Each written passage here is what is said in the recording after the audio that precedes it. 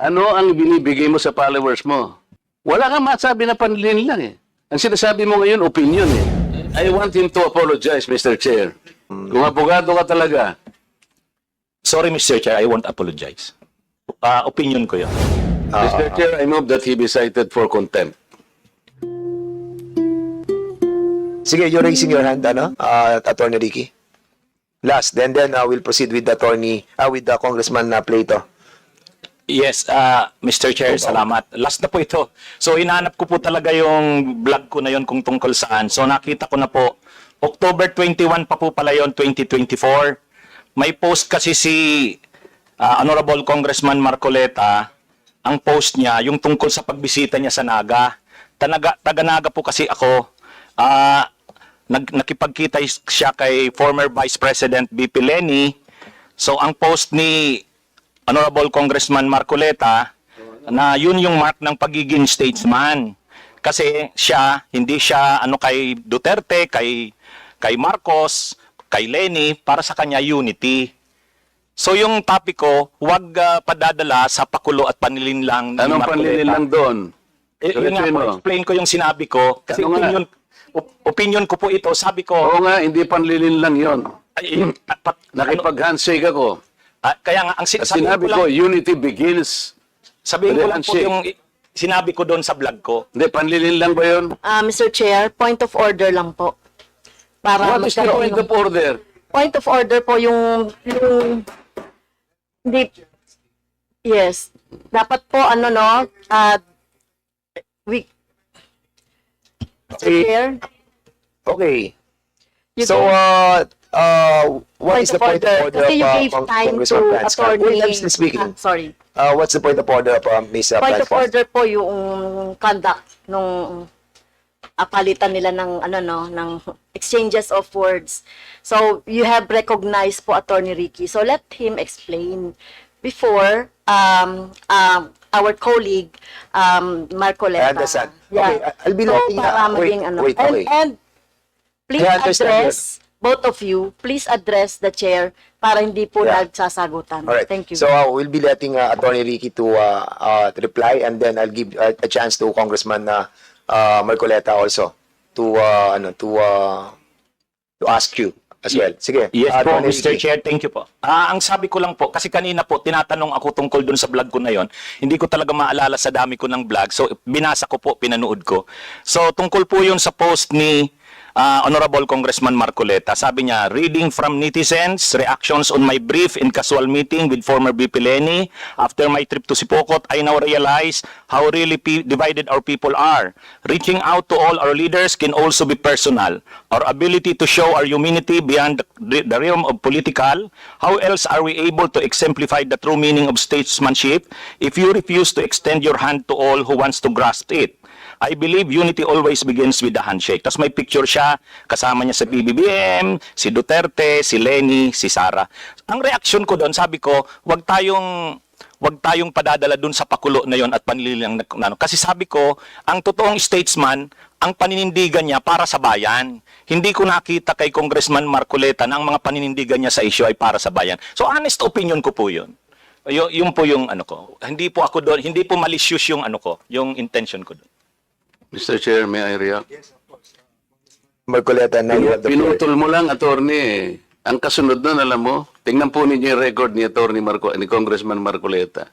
Siya yung nagsara sa ABS-CBN. Ang yabang-yabang niya. Yes. Isipin mo, sasabihin mo sa akin, you do not even know the issues. Attorney, alam mo ba yung issue sa ABS-CBN? Yes po. What do you know about it? Mr. Chair. You can reply, Attorney Ricky, please.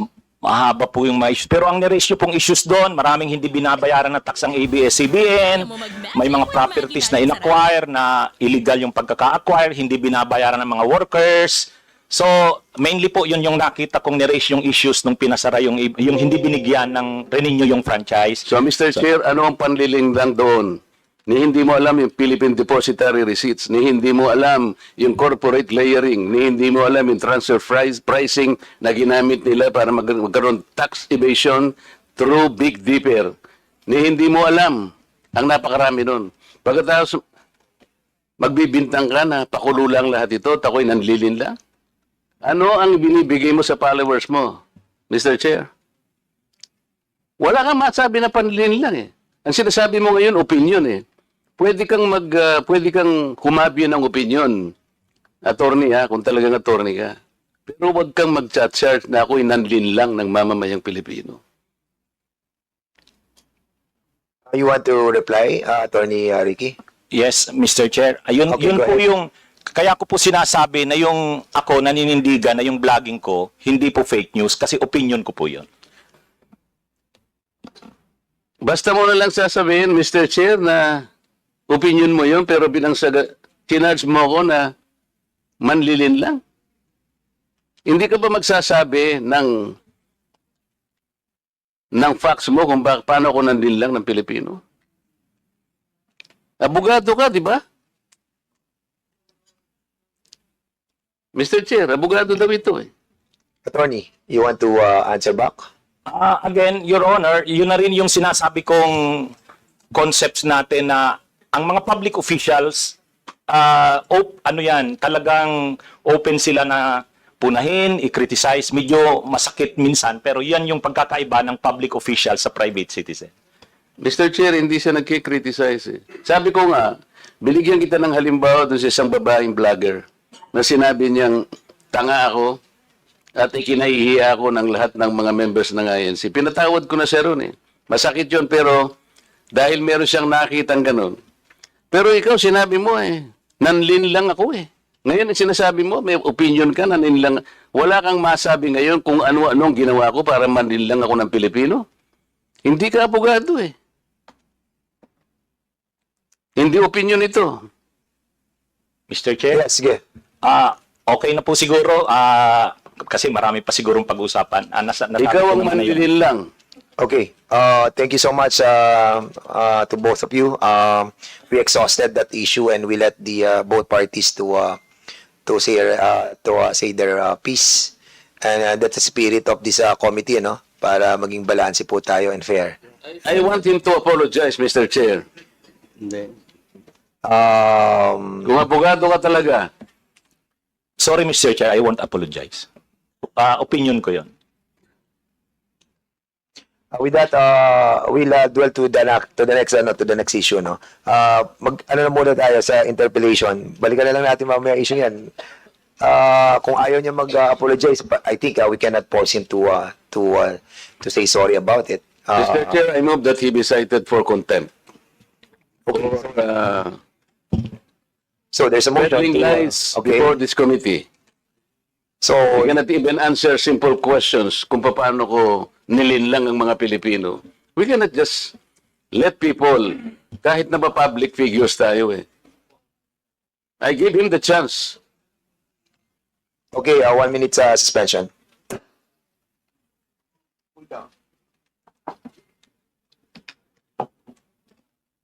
The parliamentary status ng ating committee, there's a motion that was moved by Congressman Marcoleta to cite Attorney Ricky in contempt. Unfortunately, Congressman Rodante Marcoleta is not a member of any of this committee. So he cannot move any motion regarding this issue. I'm sorry, Congressman Marcoleta, because I've been informed that you are not a member of any of the committees. And according sa ating rules, hindi po pwedeng mag Mr. motion. Chair, may I ask my friends in this committee who are well-intentioned enough, and I think they wanted also to protect not only the reputation of this committee, but I think in the interest of truth. With that, Mr. Chairman, siguro, Mr. Chairman, Co-Chair. Hello. Mr. Chair. While, sige, Congressman, Can we table this motion for the meantime and proceed with the interpellation? Yeah. I think we can go back to that motion later, By but others. I think we should discuss that thoroughly, since this will be a contempt order and it will be needing the approval of the members present. So it's already 3 p.m. and we have 11 interpellators. So that is my suggestion, Mr. Chair, with the indulgence of Congressman Marcoleta. The members here have been here since early this morning. So kung pwede, tumuloy na muna tayo sa interpellation, then we'll go back to your motion. No. We cannot go back to the motion unless we will be able to talk to the other members to move for that motion. Then for the meantime, we'll Mr. be Chair, asking, we table the motion. yes, we will table the motion, and for the meantime, we'll be asking Congressman Plato to proceed with the interpellation. Last January 13, this year, there was a huge rally that happened. And I think this is something that we can agree on without debating with one another. It was a huge rally. In Metro Manila alone, the two broad states, I was referring to, estimated the crowd to be in the vicinity of 1.8 million participants. And there were 12 more sites across the nation. So the total, according to estimates, should not be less than 4 million people. Pag binasa po ninyo yung dalawang broad seats, Mr. Chair, on December 14, where the event is supposed to be reported, hindi man lang po ako na-mention. I was one of the speakers in that youth rally. Ang ating Senate President po was not there. Pero was given at least 2 paragraphs doon sa kanilang. Meron pong mga politicians na dumalo doon, although they were not invited. Pero na-mention po silang lahat. Ako po na nagsalita close to about 1 hour. Ni anino ko po hindi nabanggit eh. Mr. Chair, kahit na po sana yung sinabi, there was a politician who spoke there. We don't know him at all. Baka okay na sa akin yun eh. Not even an asterisk. Mr. Chair, tingnan po ninyo yung slogan ng dalawang broad seats. Balanced news. Fearless views. How can you balance that news? When one of the actors there, ako po yung nag-provide ng context. Bakit po takot na takot sila na banggitin na sa... Siguro, Mr. Chair, kung baka may litrato akong maliit doon, baka mamaya nilagnat po yung editor doon. Eh. Yung isa pang broadsheet, truth shall prevail. Paano po? Nasaan po yung truth doon? Other politicians who just happened to be there, na-mention po lahat ang pangalan. Except me. So dito po, natitipon tayo ngayon para pag-usapan yung mga bagay-bagay na nai-report yung po talaga sobra. And I admit that. Kagaya po nung nangyari kanina ngayon. Yung iba naman po tama lang yung ginagawa nila, Mr. Chair, sapagkat they can criticize. Lalong-lalo na po doon sa mga public figures and public servants like us. Huwag po tayong balat sibuyas, sabi po ng jurisprudence. Meron pa nga pong doctrine of fair comment. Ito po ay nagawa dun sa Borjal versus CA. Na kapag ka po yung isang pinag-uusapan relates to public interest, in public discourse, wag po tayong masyadong manipis. Talagang meron po silang karapatang i-criticize tayo. Tama po yun. Maliwanag po na nakalagay sa ating saligang batas. Pinoproteksyon na ng free speech. At pagka po public issues po, public discourse talaga, may karapatan sila, kahit vlogger sila, kaya mag-criticize. Meron lamang po talagang dapat na limit lamang. Na dapat po yung mali siya ay wag namang pinakikiusap natin, wag naman nilang ilagay yon. Kanina po, napatunayan ko na po kanina na dahil ako po naglagay lang ng isang sa aming Facebook yata yun. Kinakamayan ko po ang ating former Vice President kasi nandun po ako sa Naga. Napansin namin nung bago kami umalis, malapit po pala yung opisina niya doon sa aming sinakyan. ay naipasya namin na bisitahin din ang ating Vice President. Para sa akin po wala naman pong masama siguro. Naipaliwanag ko lamang doon na I was running as an independent. Talaga naman po. So if I associate myself even personally to our public figures, at sinabi ko nga po doon, I can relate myself even personally, and even unity can begin in a handshake. Bakit naman po kailangan mag-vlog siya na yun po ipakulo at panlilin lang? Ngayon, tinatanong ko po sa kanya kung ano yung panlilin lang doon.